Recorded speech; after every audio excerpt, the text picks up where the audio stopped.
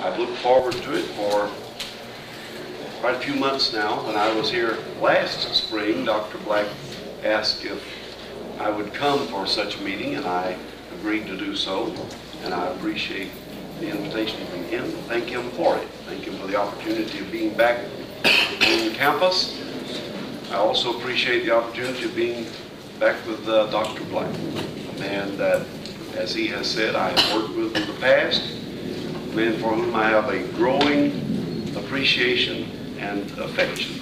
I have great respect for Dr. Black's ability, for his leadership, and I trust and pray that God will bless him, bless you, and cause this school to grow and to flourish for the glory of the Lord. Before I begin, I would like to extend my compliments to the Knights for their fine showing this year.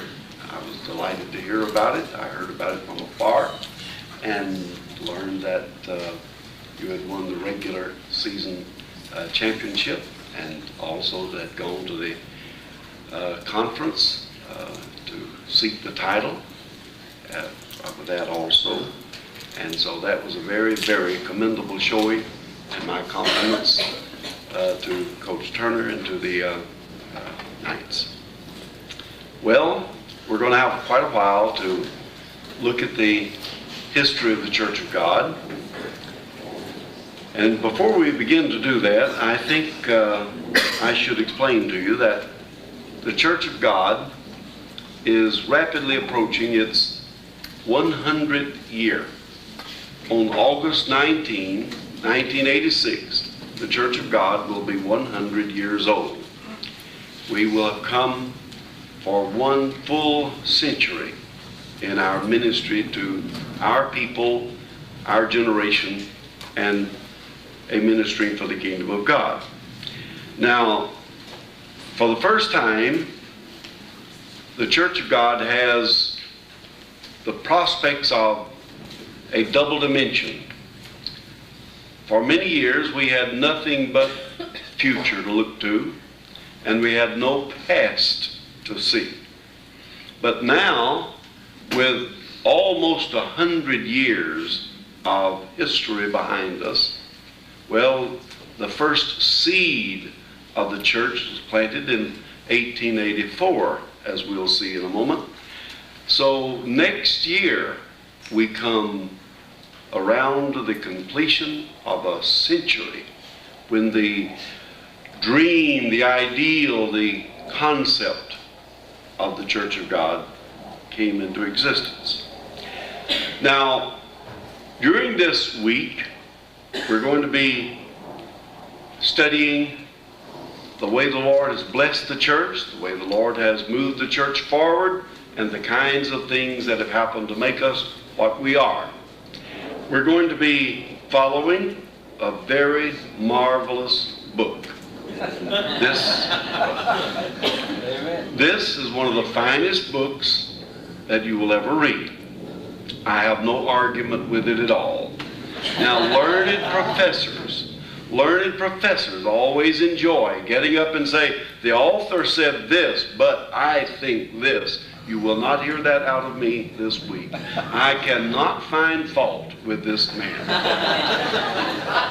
I cannot find errors in his work, and whatever he says, all I can do is say, amen.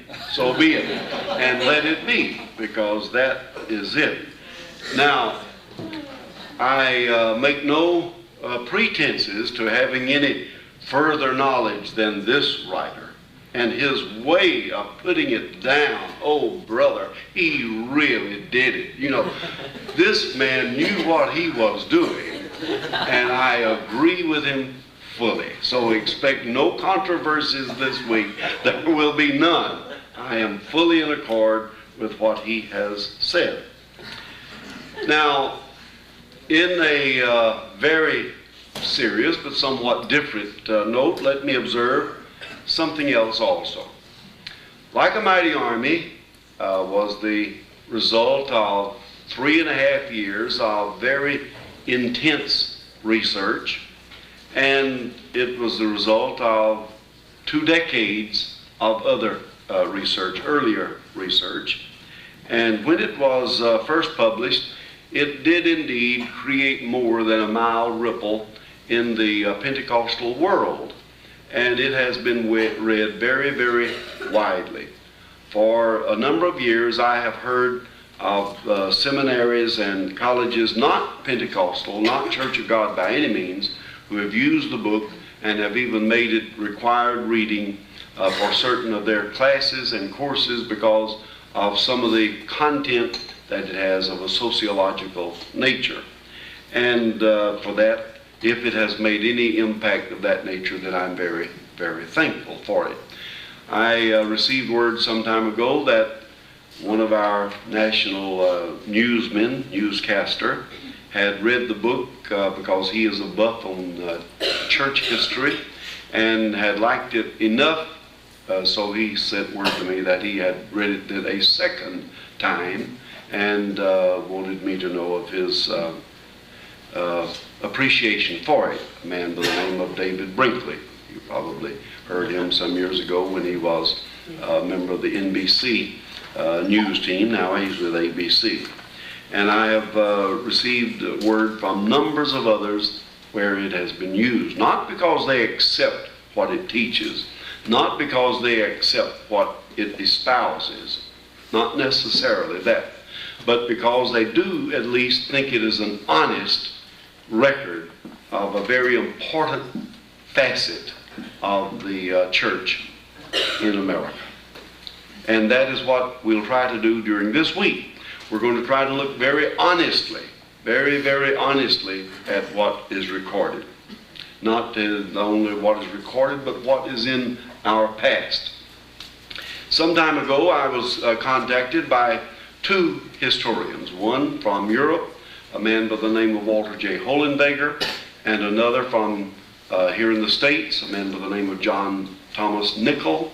The Holenberger book is the Pentecostals, and also the book by Nickel is called, I think, Pentecostalism.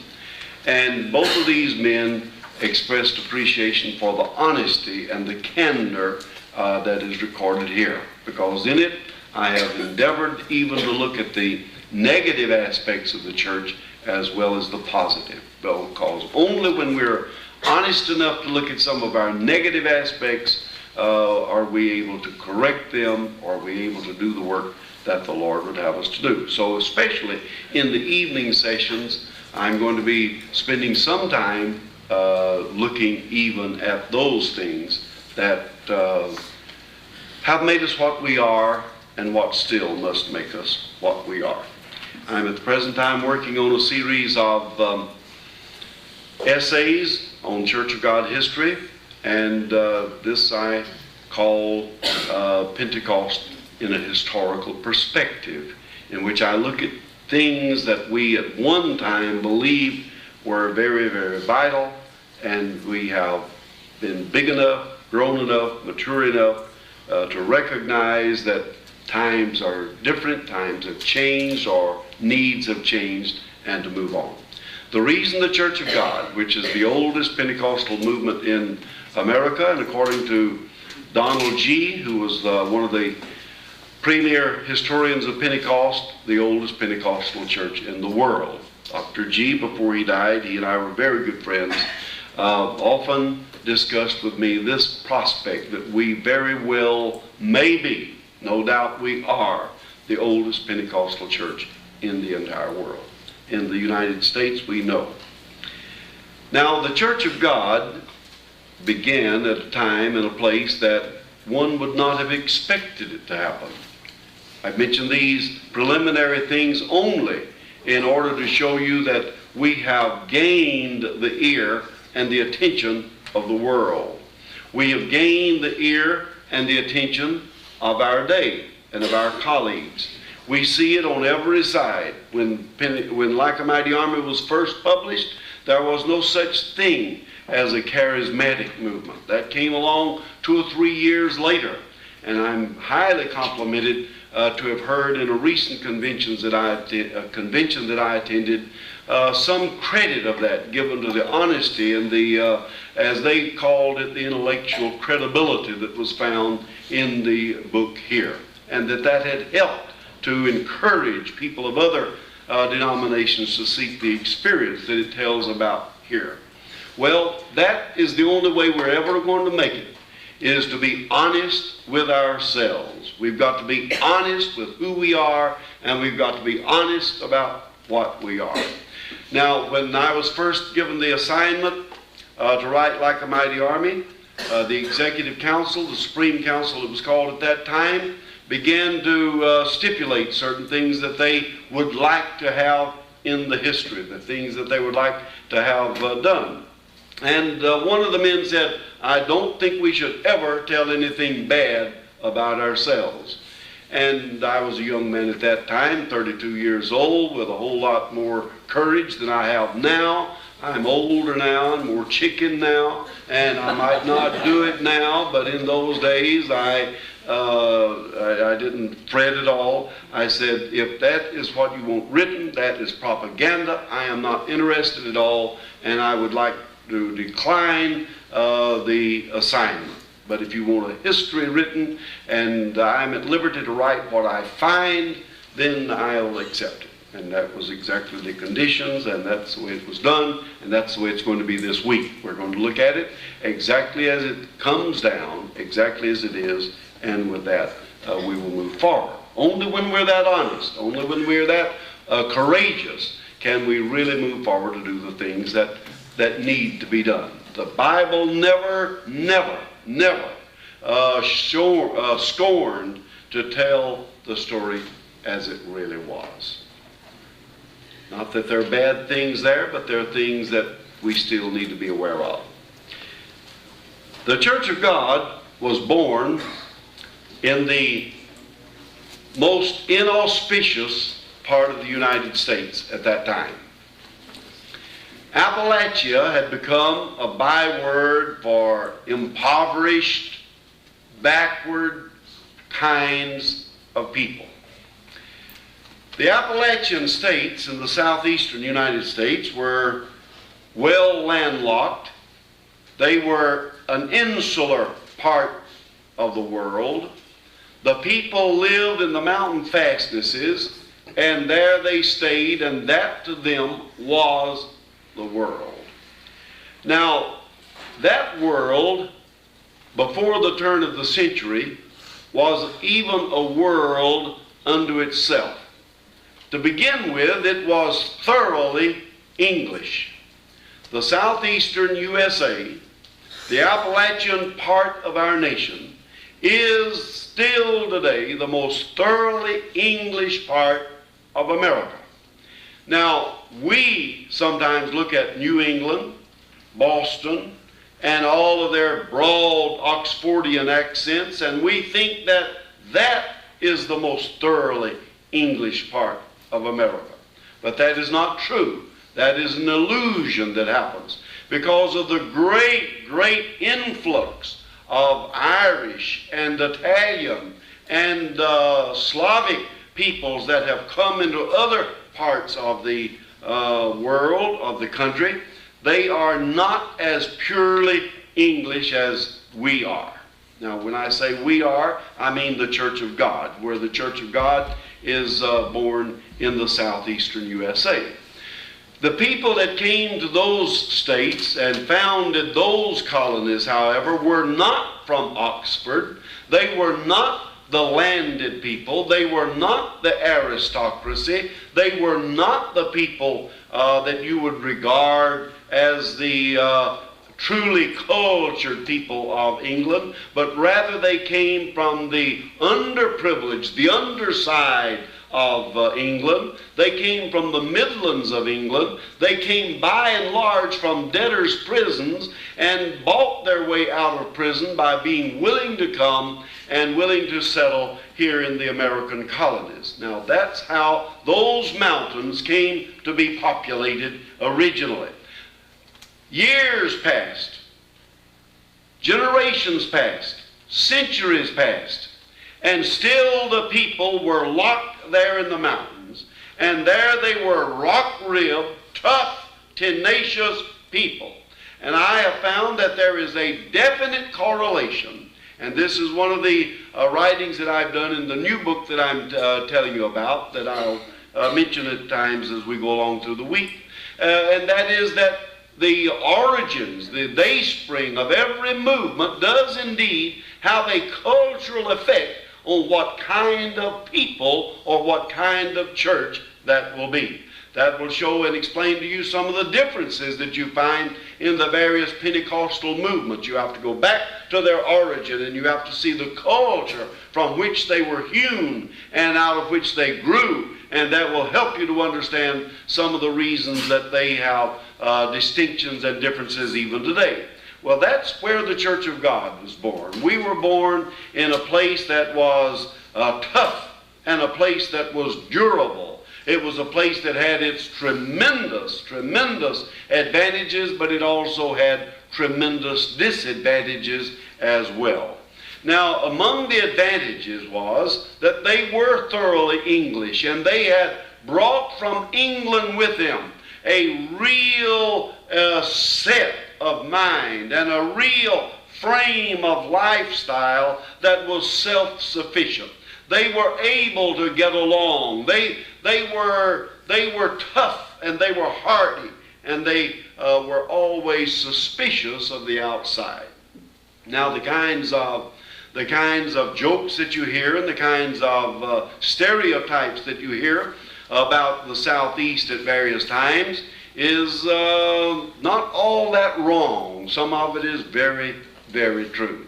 You know, a short while ago, I was on my way in New York City to catch a plane, and I was sitting beside a very refined and distinguished business lady, and she was so agreeable and talkative, and we were just having the nicest conversation. She said, "Oh, I hope the plane is not late. We got in traffic jam." She said, "I hope we're not late, and I missed my connection to Chicago." And I said, "Well, I hope I'm not late and miss my connection also." She said, "Are you going to Chicago?" And I said, "No, I'm going to Atlanta." She said, "Oh, are you from Atlanta?" I said, "No, I'm changing planes in Atlanta. My home is in Tennessee." That changed the whole dynamic. These are her words, not mine. She said, "Oh my God, don't tell me you're one of those Tennessee hillbillies with 12 kids."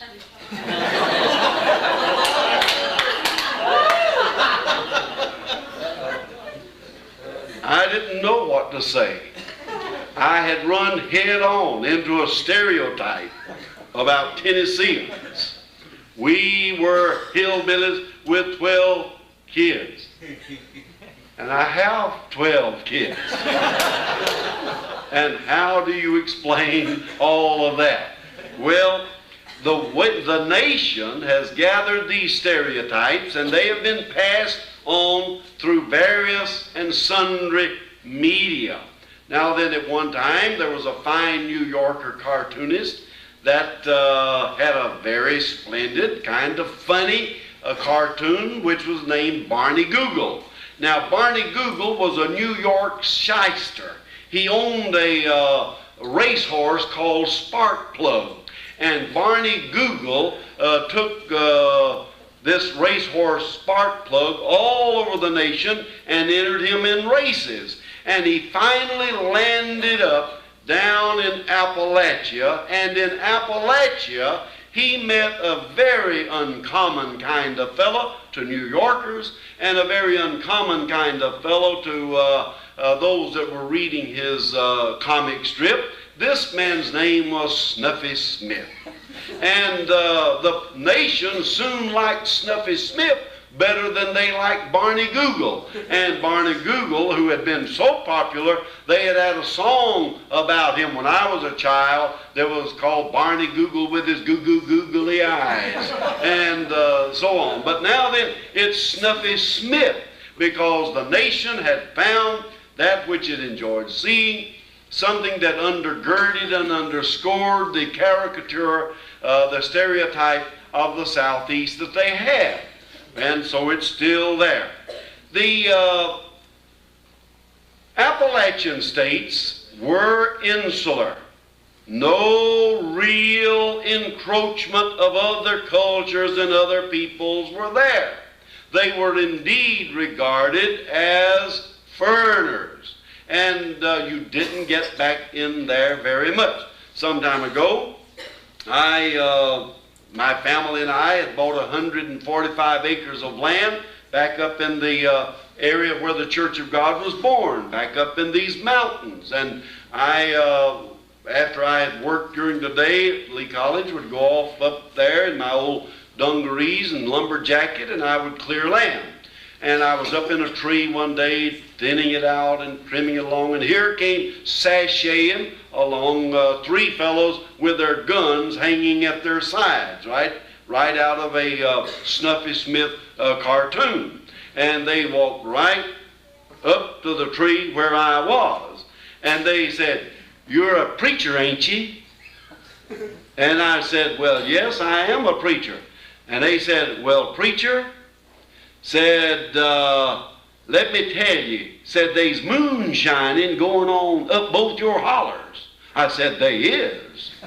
And they said, "They sure is." And says, "If you come up on a moonshining," said, "best be you walk on by."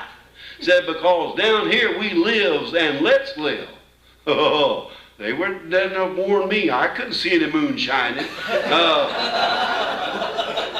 Man, I became stone blind. You didn't see anything out of that. I couldn't see it at all because I wanted to live and let live. I was one of them right then and right there. Well, that's not talking about the turn of the century. That's not talking about some time in the past. That's talking about right now. That is talking about right now. Today, this day, today, the first day of spring, 1983, some of the school children there in those mountains got ready to go to school. This is what they did today. Today, they walked about 4 miles along twisting trails back in those mountains. Long before daylight, they left their home and they walked until they came to a river. Now, I followed this trail and know how they went. When they came to the river, they got on a flatboat and poled themselves upriver and cross river to the other side. Then they got off onto the path again and they walked another mile until they came to a road. Until then they had creek beds mainly and no real roads. And there they waited until the school bus came, picked them up, and they're in school right now while we sit here in Fresno, California. And tonight they will reverse their steps. They will go back by bus. They will be dropped off at that pickup place. They will walk the mile to the river. They'll pole themselves across it, and it'll be dark tonight when they get back home. Now, this is not a detriment to the people. This is certainly not something that you should pity them about, because it has bred into them a real toughness and a tenacity that the rest of the world is hard put to understand.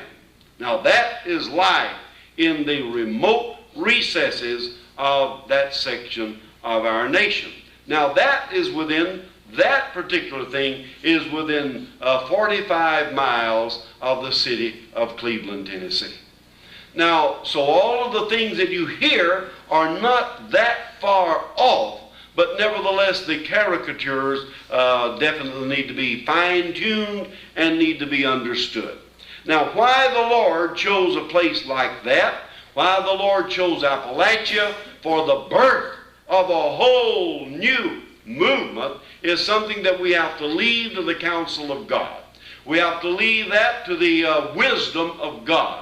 But nevertheless, we will see as we go along through the week that there was a reason for it, and that reason is why the Church of God is what it is today. Why the Church of God has been able to proceed on a forward and upward course through the greatest difficulties that have come against any people. And we, as much as any other people that have ever existed, after 100 years, are still like we started out to be in the very beginning. Now, religion in those parts was as rock-ribbed as was life and education. I've covered this all very thoroughly in the introductory chapter of the book, and also in the first chapter of the book, and we'll get to those specific points in a little bit later on. I'm just trying to show you where God chose for His great, modern, last-day, final spiritual awakening to begin, and that is where it happened. Now, back in those mountains, if you go there today, you will find that these people are sternly Calvinistic.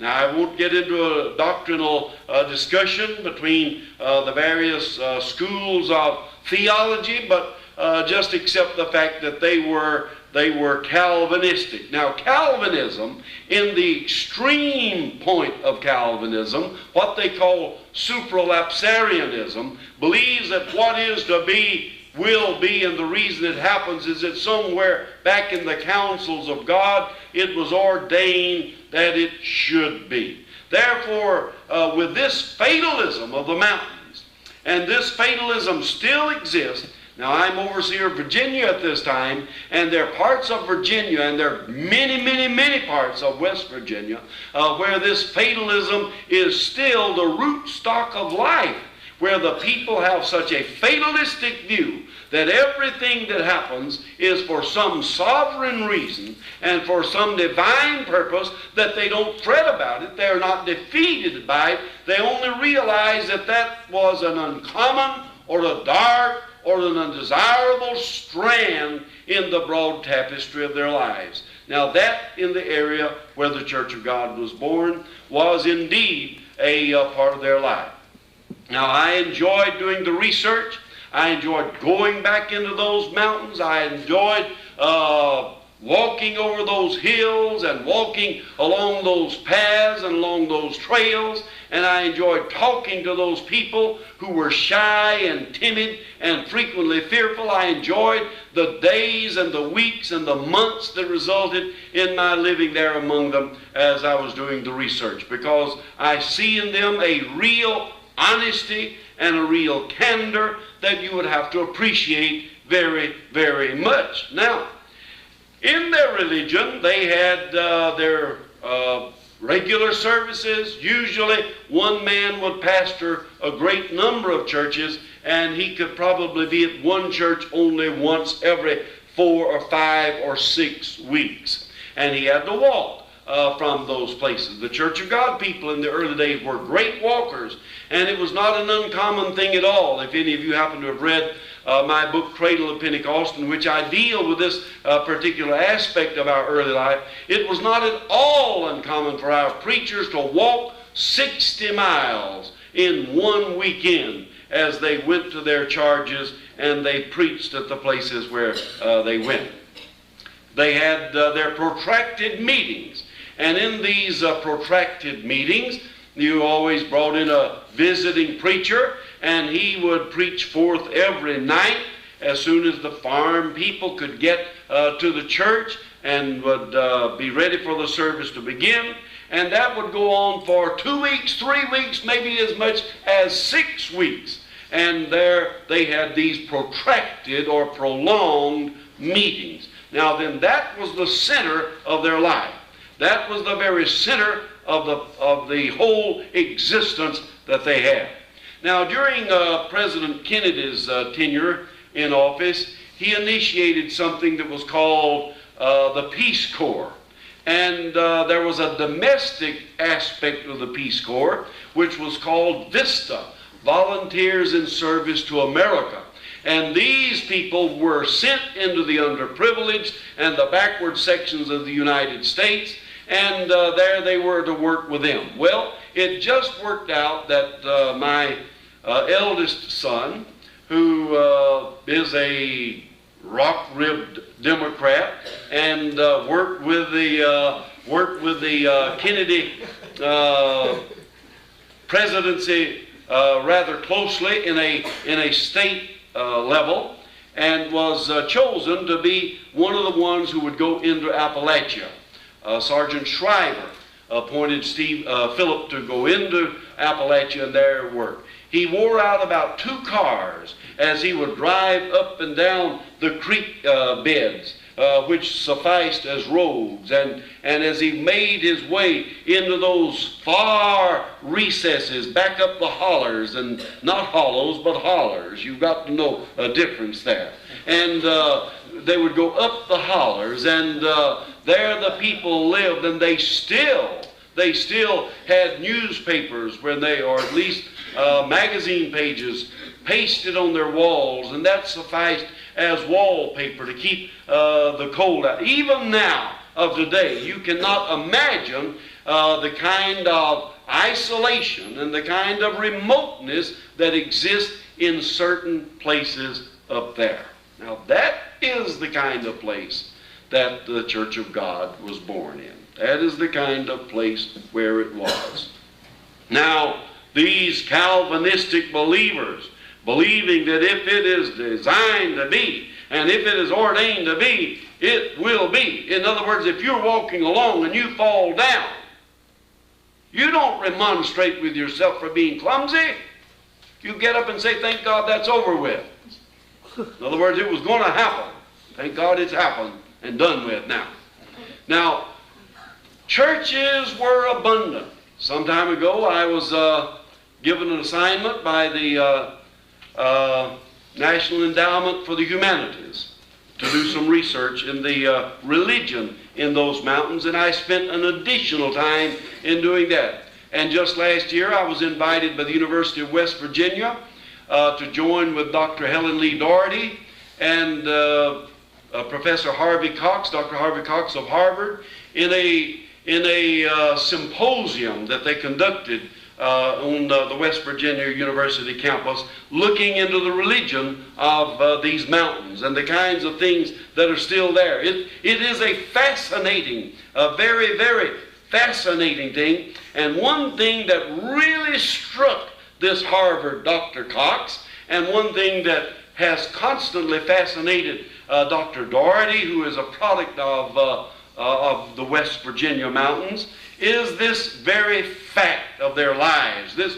supralapsarianism, this belief that what is to be will be, this kind of thing, has given rise to a plethora, a whole hamper of little independent congregations. You go back in there today, and you will find in certain parts of it, churches, they go by the same name, but they have no relationship to each other because they are independent of each other. These are the independent holiness churches. These are the independent things that exist even there in that area.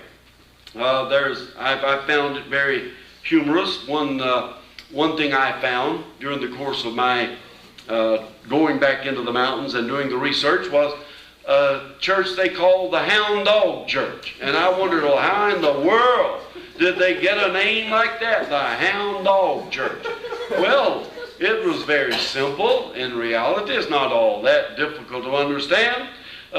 Church finally got a church built out of logs, built out of slats, and they stood it up on its stilts, and there in the mountains, and the day came that they would have their dedication of their new church house. And one of the real dyed-in-the-wool supralapsarians was sitting on a log, sounding forth, and said, just think, God knowed 10 million years ago that we'd be having this here dedication. And some of them who weren't quite that extreme said, surely God didn't know it 10 million years ago. And he wanted to make it a little bit more. He said, he knowed it even 10 billion years ago.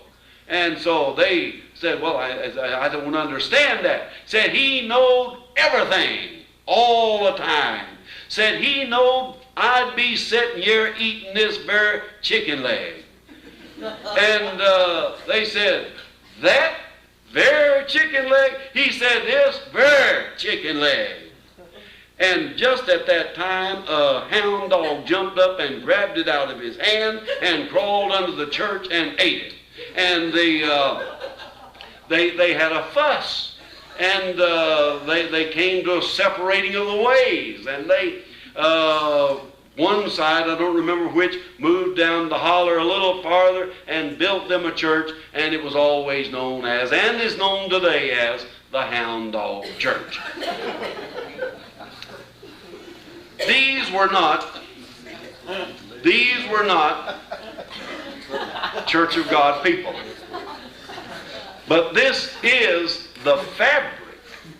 This is the part, an important part of the American scene that God chose to give the Church of God birth.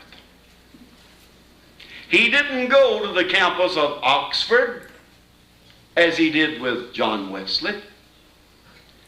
He didn't go to Wittenberg as he did with Martin Luther.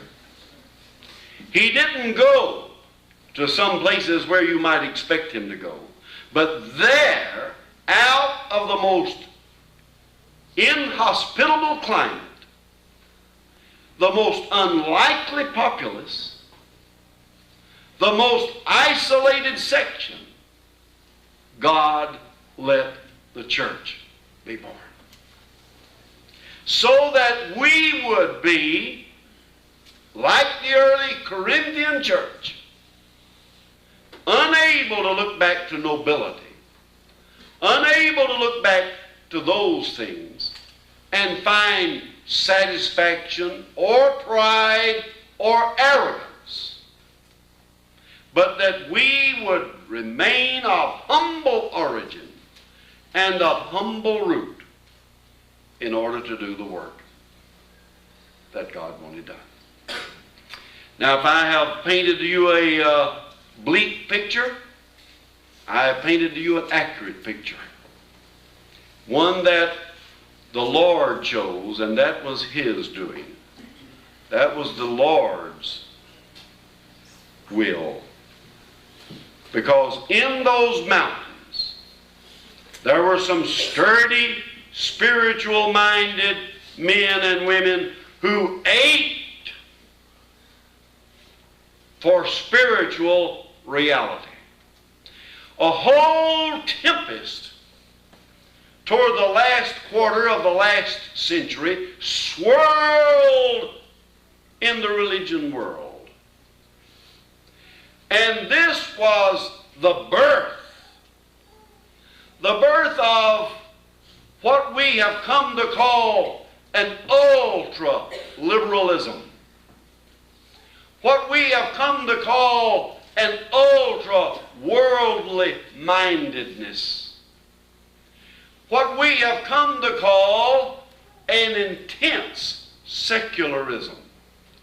And there crept into those mountains certain aspects of this secularism and of this worldly mindedness.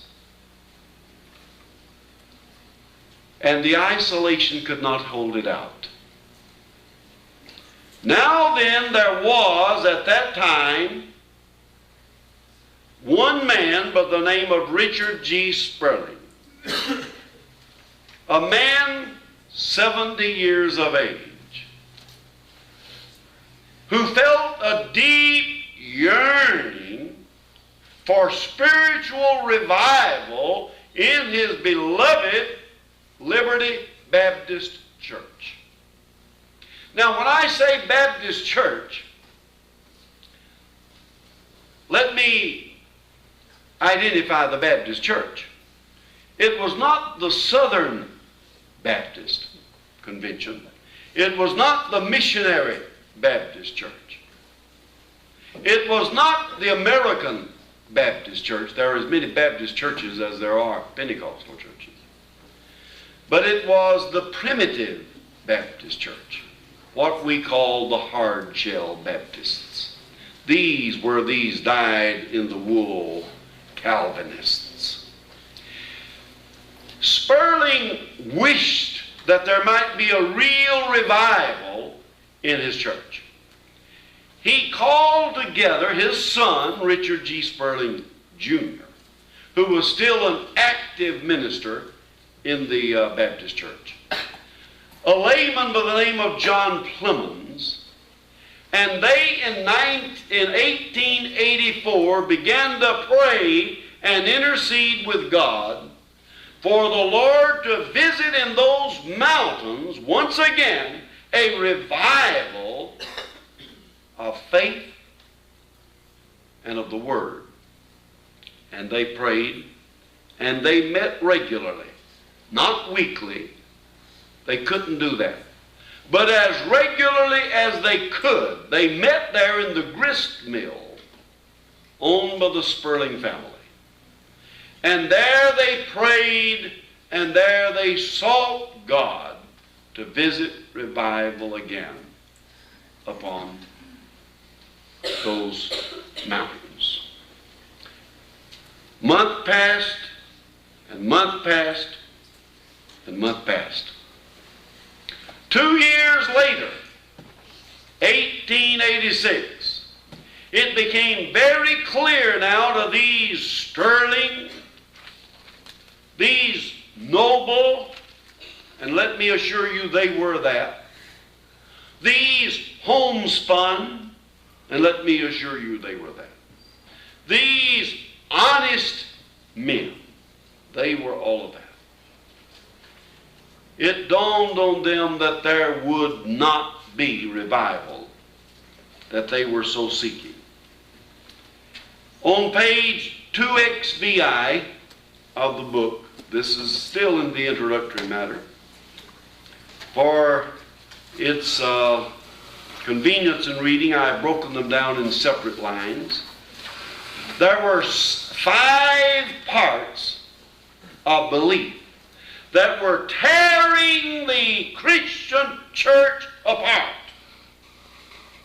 These 5 points of belief had crept in localized or endemic variations even into the mountains. They were not overt or blatant like they were in metropolitan areas, but they were there. Subtle, insidious, doctrinal points. These people had come to question whether the Bible was the Word of God. This hyper-liberalism and secularism had brought a repudiation of the virgin birth or of a literal resurrection. All of that was spiritualized. Certainly the atoning efficacy of the Lord's death. And certainly that He would come again to the earth. Now this cleft that split the Christian church all across America and Europe at that time, divided on one side those who called themselves liberals, and those on the other who called themselves fundamentalists. At least the detractors of the more conservative group called them fundamentalists, because that was a derisive word.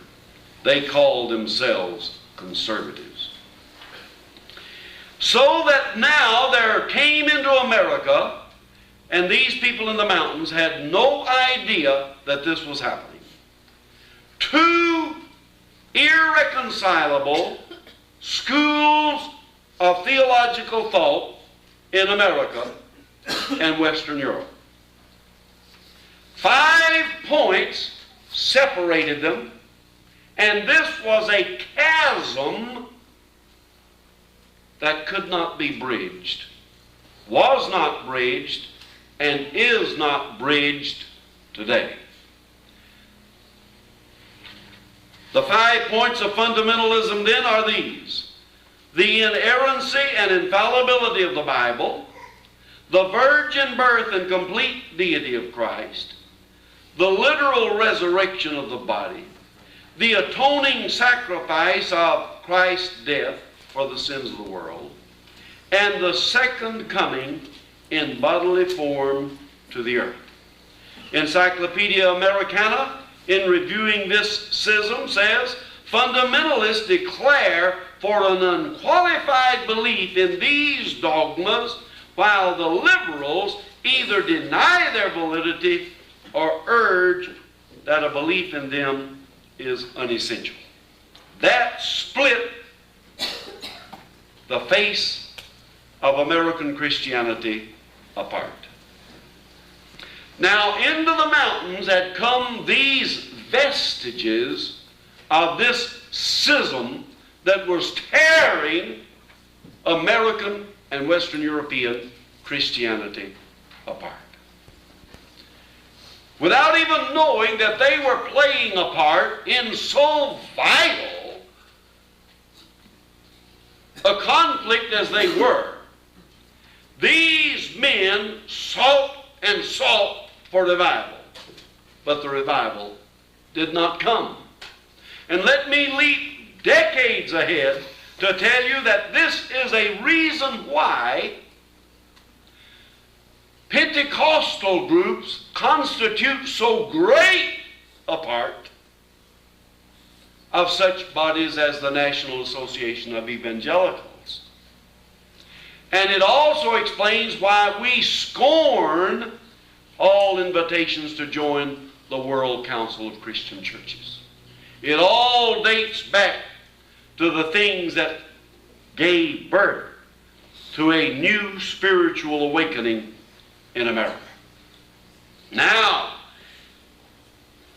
between 1875 and 1925, in a 50-year span, there was born out of the loins of Christian America more than 30 different church groups. Now, these church groups that were born at that time identified themselves generally as being holiness groups. Now, there were many of them. They had Baptistic and they had Methodistic roots. They had roots of all kinds. But whatever they were, whether it would be the Church of the Nazarene or whether it would be the Church of God, two of these were among them, or the Assemblies of God, or the Church of the Foursquare Gospel.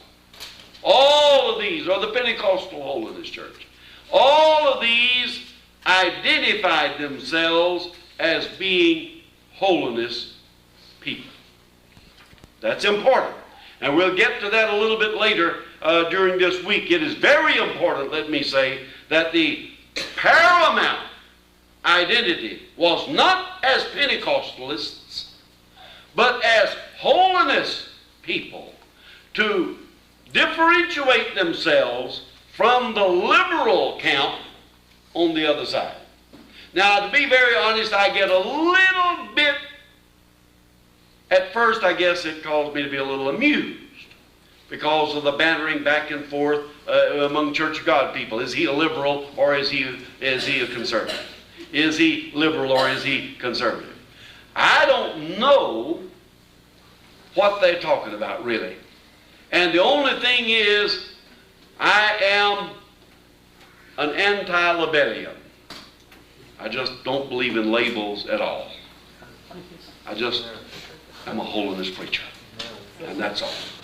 But now then, when it gets to be an intense matter where brother hurls against brother accusations of being liberal or being conservative, then it gets wicked. And then it gets mean. Because you don't even know what the terms mean. A liberal is a man who denies that the Bible is the Word of God. Denies that Jesus was born of a virgin. denies that there is to be a literal resurrection, denies that there is any efficacy in the atoning blood of Christ, denies that he will come again.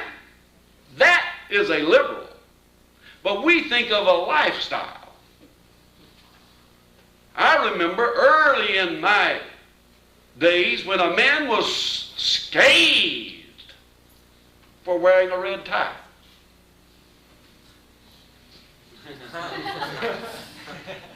Because that was worldly. And these things float in and out. They change and they move about. They're constantly changing what you want to identify. But more of that as we go along.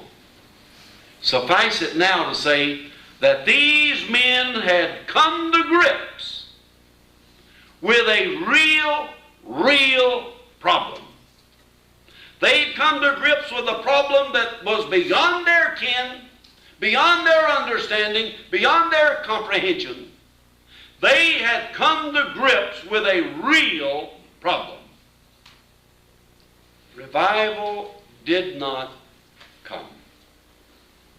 So, on August 19, 1886, there was a meeting house, a log meeting house at the confluence of two creeks in Monroe County, Tennessee.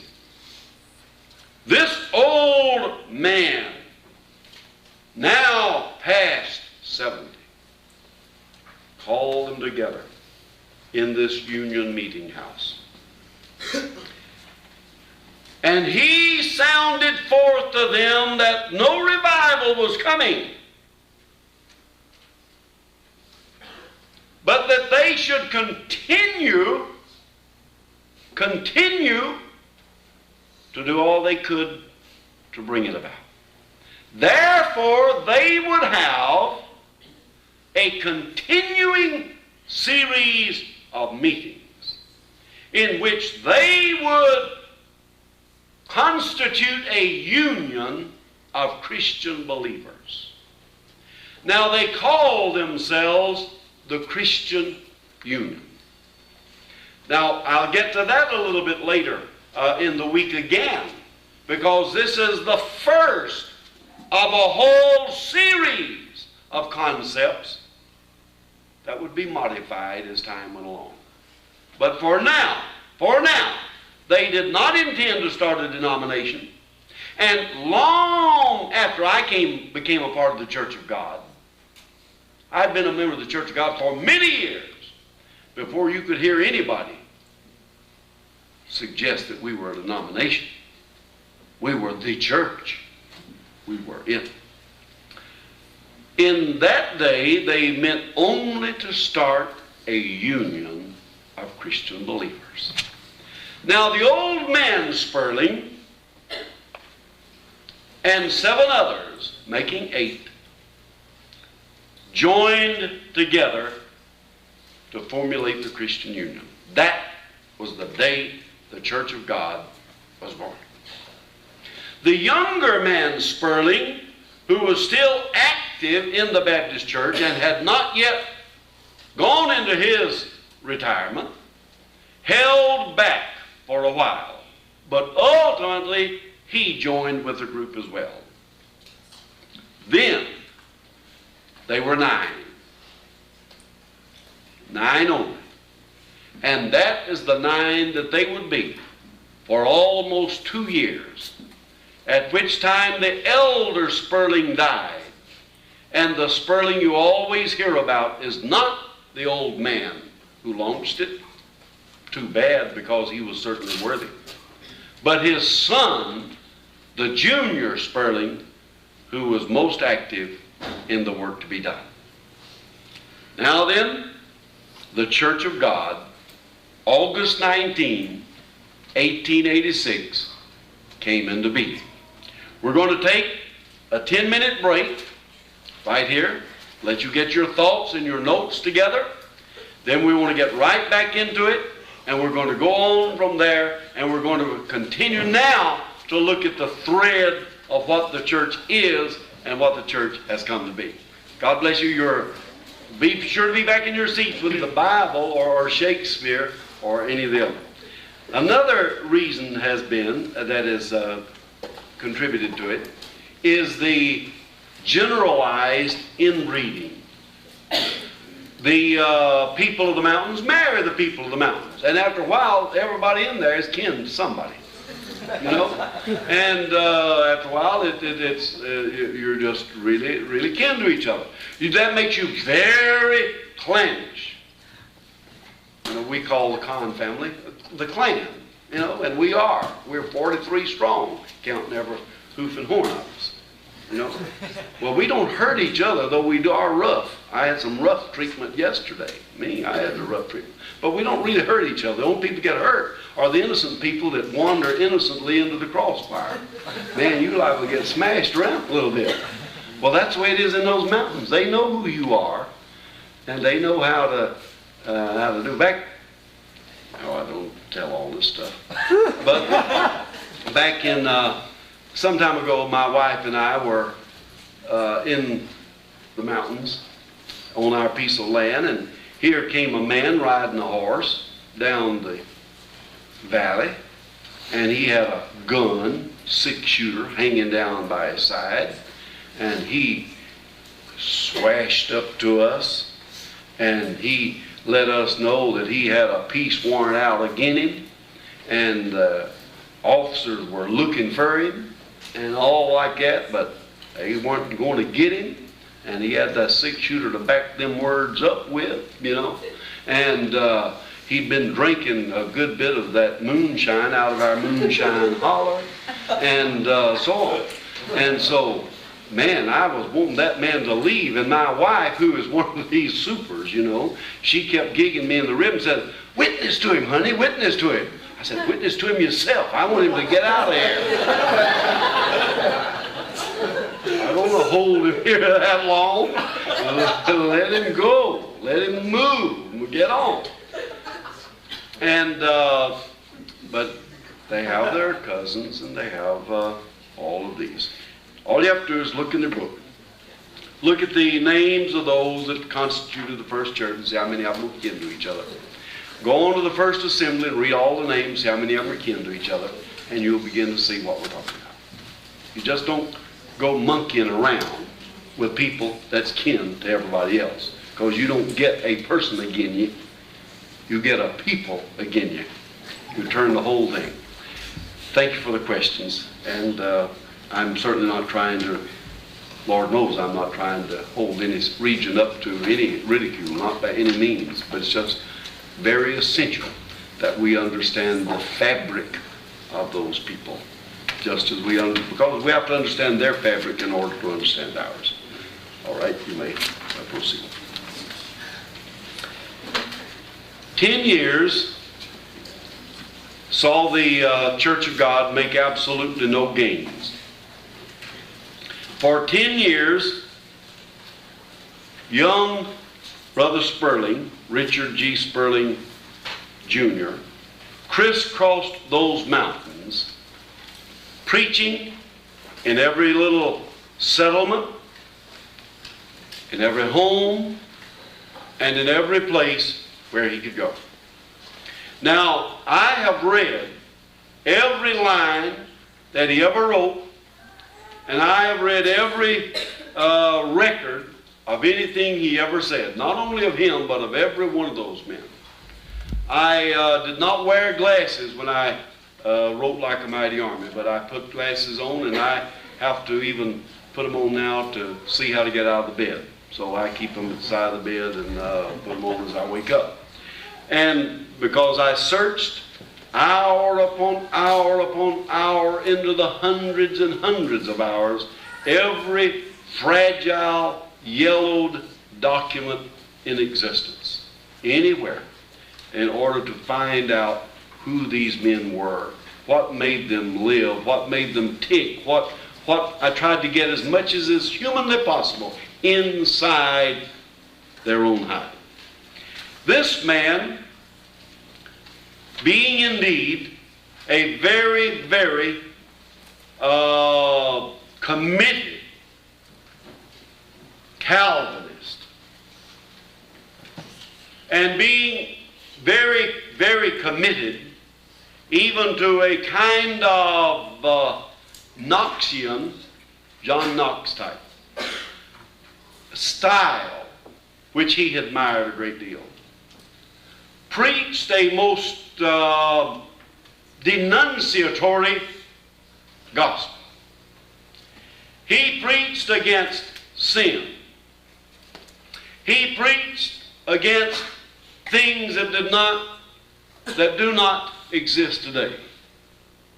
You see, the things that we so neatly classify as worldly did not exist when the Church of God was born.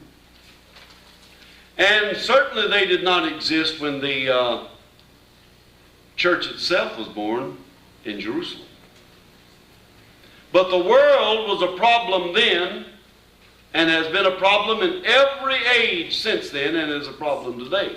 So to understand what worldliness is, and we're going to try to find that out as we go along, you're going to have to go a lot farther back than the little things that we look at and classify as being worldly. Because you've got to go back and find what is the world. I've written on that, and I preach on it very often. What really is the world? But that is what Sperling did. He preached and railed against worldliness. Now, he was a regular Jeremiah. He was a prophet. He was a prophetic preacher, because he denounced this and he denounced that. His whole sermon style was denunciatory. How many did he win? Not one. That decade started with 8 and it ended with 8. There were only 8. And for all of his fulminating against things and against people and against issues, the work of the Lord was not really done. Unless he was planting seed, sowing seed, or unless he was making the ground fallow, which is altogether possible. Very likely, in fact. But at least there was no positive results of the denunciations he made. But in the spring, leading into the summer of 1896, 10 years have passed now since the Christian Union was started in Barney Creek Meeting House in Tennessee. Now then, across the line in North Carolina. Now you must remember, these people, except on election days, paid no attention to and were not even aware of that line's existence. You can draw a 12-mile circle and encompass all of these things that happened. It all happened right there. So it didn't matter whether you were on the Tennessee or the North Carolina side of the line. You were on the same mountain ridge, the Unicoi Mountains. You were in the same hollers, along the same creeks. But you were on one side of the state line or the other when it came to voting time, and only that. So on the North Carolina side, near but not in the country away from the little town of Camp Creek. Notice how many creeks there were. Barney Creek, Shoals Creek, Camp Creek, one after another. Because you named where you were according to the creek. Though they didn't talk about creeks, it was always the creek. And the creek that you lived on. Still do. Now, in or near the little town of Camp Creek in North Carolina, there was a schoolhouse by the name of Shearer School. S-H-E-A-R-E-R. Shearer School. Now, don't you go into those mountains and start looking for Shearer School. You'll never find it. You will not even find where it was, because I never did hear of it. The only thing I ever heard of was Shearer School. And one of the characteristics of the language of those mountains is what we call telescoping, where you bring a bunch of words together into one word. I took my tape recorders back into those mountains, and I talked to those old people, and I'd talk to them, and I'd get them to tell me, and I'd tell them, ask them how to spell it, and they never did know how to spell it.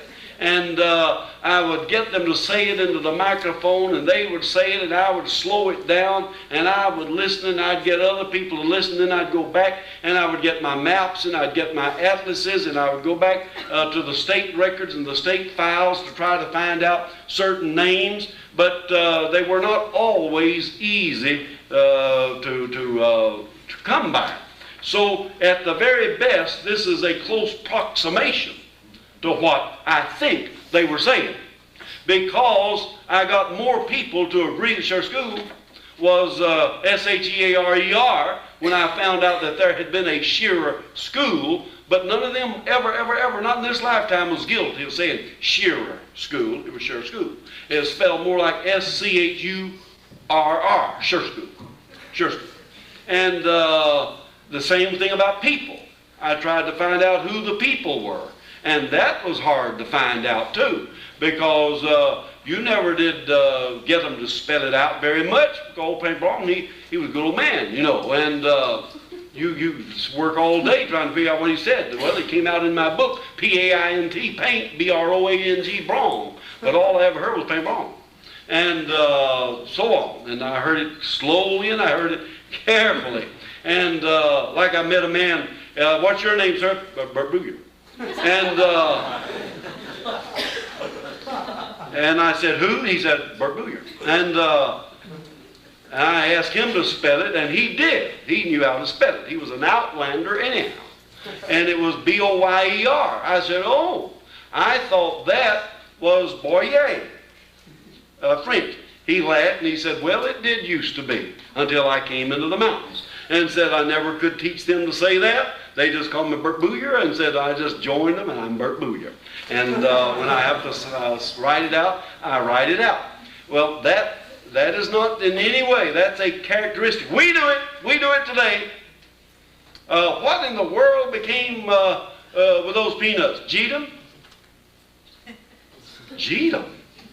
Man, we drive people crazy. Did you know that? They come out of the north and we drive them. Did you eat them? We can take 4 words, did you eat them, and make it one, Jeet 'em. And we do it constantly like that. You know, that's called telescoping. You fold words up until you get them together. But here was this Shearer schoolhouse, Shearer School. And they opened their doors to the people who came in. Any of them who wanted to have church services could. They didn't have any of the problems today. They could have a church service there without any problem. There were 3 men, and if you will turn to page 17 of the book, their names, and these are well recorded, no guessing about this, were William Martin, a Methodist, and Joe M. Tipton and Milton McNabb, both Baptists. Now, sometimes when I'm speaking at colleges that are not Pentecostal, especially one of these 2, Baptist or Methodist, and I've been invited, thankfully, to many of them for just such lectures, not as long a series as this, but for at least a lecture on this subject, is the fact that here they were, Baptist and Methodist, but what they believed was hardly different at all. Because they were both very, very, very Calvinistic, and they were both very, very holiness. These are the two. This is the kind of a line of demarcation, the dichotomy between the two. But the two of them there believe very strongly in these same things. In holiness and in Calvinism or predestination. Though the Methodists much, much less so, because they were based upon a free will. These men began to preach in the schoolhouse.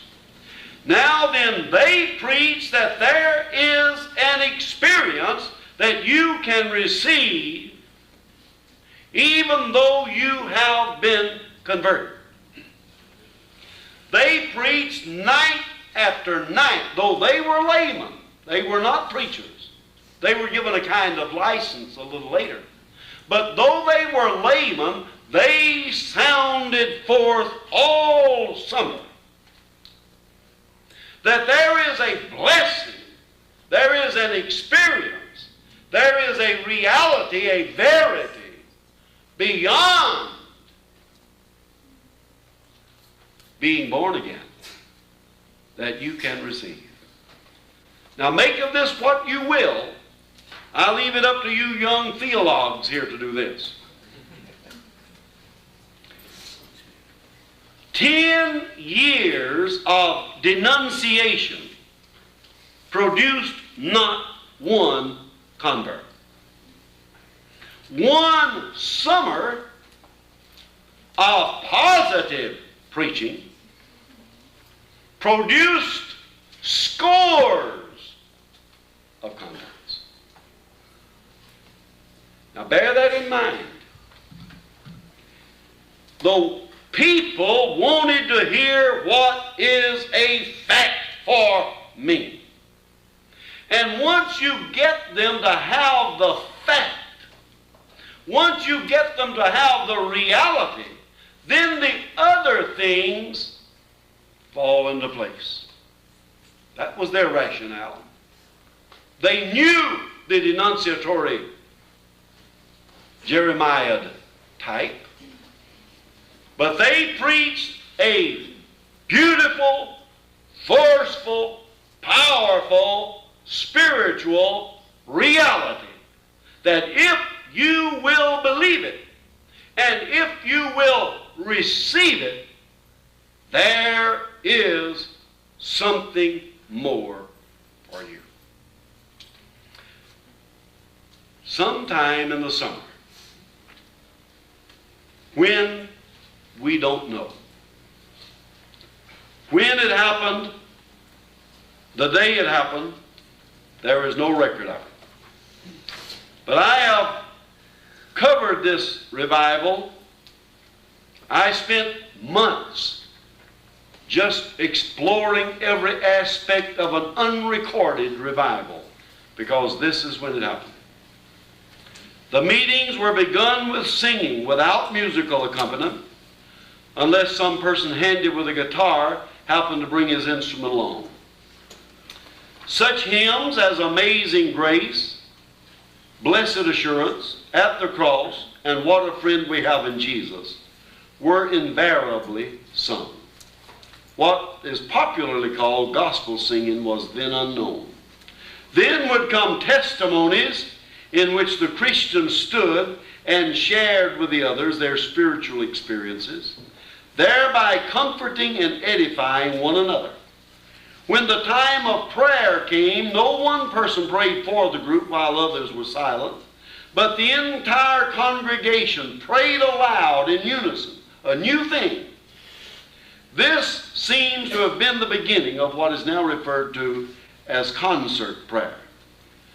Like the early Christians, I've said, according to Schaff, they prayed freely from the heart as they were moved by the Spirit according to special needs and circumstances. Next came the discourse of the three evangelists, followed by an appeal for penitents to come for prayer at the altar. Almost from the start of the meeting, the altars were filled with repentant sinners and seekers for the experience of sanctification as described by those who had received it. Many skeptics of holiness were convinced, and many more rough living sinners were converted. Revival was finally a reality. Now what follows in the account here on page 19 has been very widely quoted. You can read that particular section quoted in a lot of things, because it does show in reality when we were unaware of what a landmark of revival reality was being established by the people. But they did. They preached a strong and forceful and positive gospel, and the people responded, and they began to come to that little schoolhouse in droves. Spiritually starved souls crowded into the plain frame building each night, coming in unbelievable numbers from farms tucked far away in the valleys or up the mountainsides.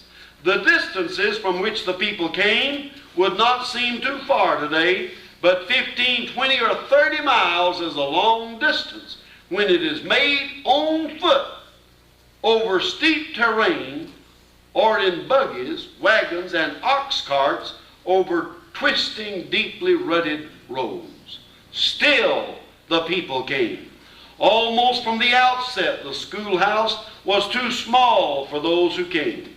But quickly the crowds became throngs that spilled out over the slopes, trying to hear and see. They came from everywhere to learn about this new doctrine of holiness, even though it was nothing new, but only a reassertion of an old belief now being proclaimed anew after years of dereliction by the spiritual followers of Wesley.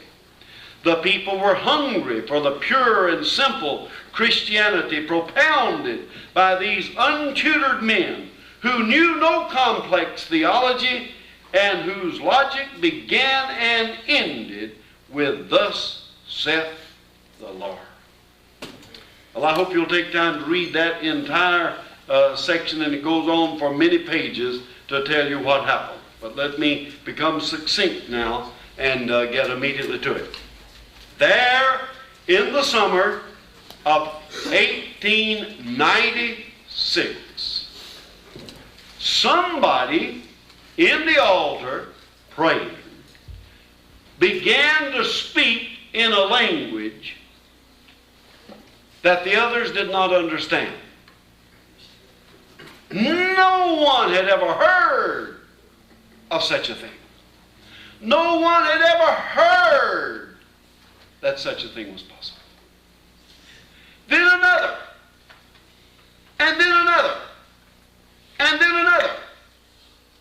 One after another, all summer long. People broke out, speaking in tongues. Sick people were healed. Hard sinners were converted. Revival became electric. And all across those mountains, both in Tennessee and North Carolina, dipping as far away as the northern border of Georgia, the people came pouring around that little school to see what was going on. Richard G. Sperling heard about it immediately and came hurrying to his friends, one of whom was W.F. Bryant, J.C. Murphy, another, and others, to see what is going on. They too had received this experience. And he saw and he heard as dozens of people received the blessing, received the baptism. Before that summer was over, about, no figures were kept, no numbers, about 150 souls were baptized in the Holy Spirit. Now then, in the records of the book, if you'll turn to page 430, you'll see that in 1886 we had 8 members worldwide. In 1896, the C there means circa, meaning approximately, 130 people united with the Christian Union. 130 people in one summer because of this tremendous outpouring of the Holy Ghost. Now, let me hasten to make two observations that need to be made. Number one, remember this. When the book first came out, I was contacted by a professor at Yale Divinity School. I was contacted by another from the Lutheran Theological Seminary in Philadelphia. And I was contacted by another in St. Louis. All three wanting to know one very, very important question. Which came first? Did the people read in the Bible and find out about the baptism of the Holy Spirit and begin to seek the experience and receive it? Or did they receive it and then begin to search the Scriptures to find out what had happened to them? They wanted to know urgently the answer to that one question. I had not paid that much attention to it, though it had been a matter of interest to me, and I had looked at that one question in particular, not because I thought it was so important, but just because I had felt like I would like to know. I had talked to every person living in 1940, 53, and 54 when I was doing the research that had received the experience at that time. And they numbered then, I suppose every one of them is dead today. But in that day, there were quite a number of them still alive. Which happened first? Did you see the reality of it in the Scriptures? Seek it and receive it. Or did you receive it unexpectedly and then have to identify what you had received? Without any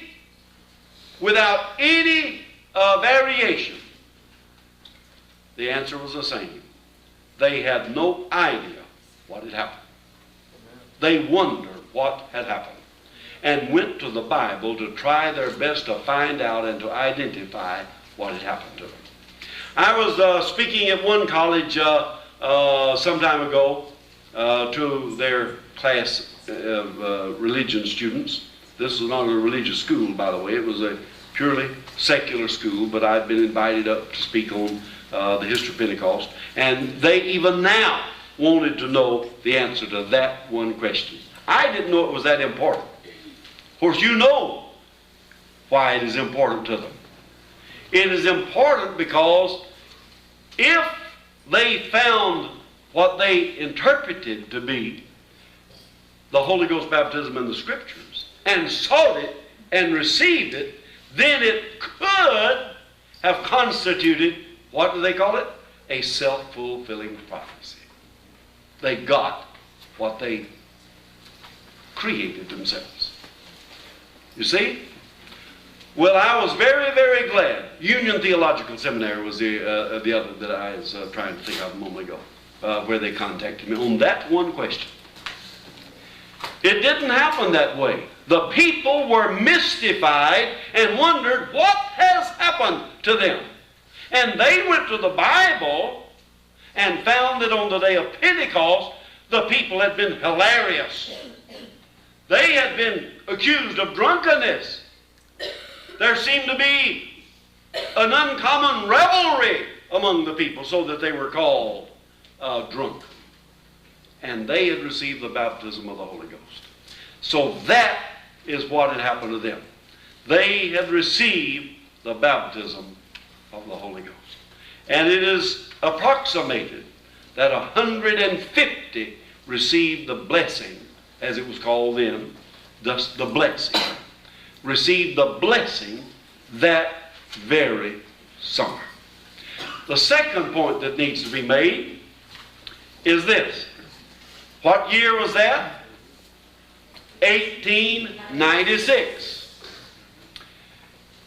It would be 10 more years before the same thing would happen on Azusa Street in Los Angeles. But even that was not the first. You see, Pentecost happened here and there and in other places at the same time.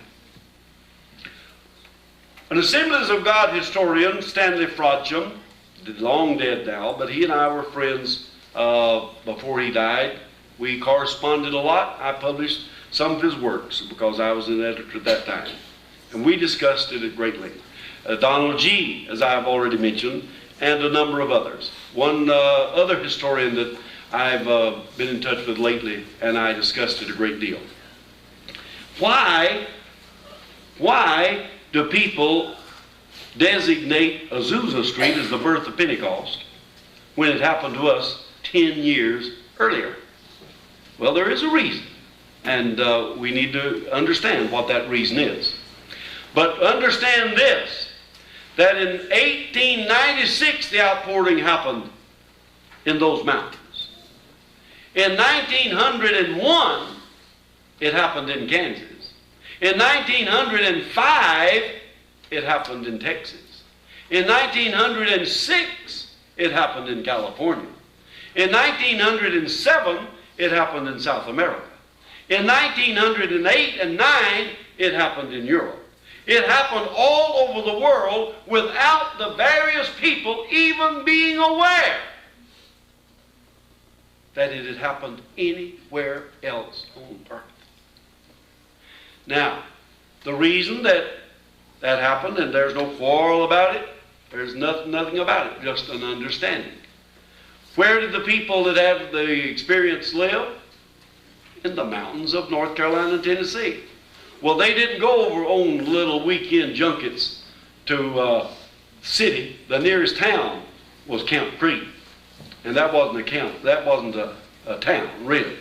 And the next nearest one would have been a little place called Cleveland in Tennessee. And that, my dear friends, was a 2 days journey on a copper road. I mean, a road where copper was hauled through the mountains. 2 days. They had to have a halfway house so you could stay if you ever wanted to go to that little town. And when you got there, it wasn't much. When the Church of God moved there, it wasn't anything but dirt roads and gas lamps. Man, we really brought that place out. I like to tell the city fathers that. Little joke there.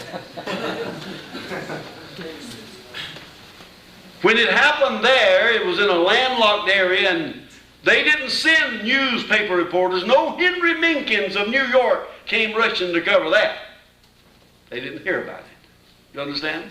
But when it happened in Los Angeles, a great cosmopolitan center where they had wireless capabilities to send the message of it around the world.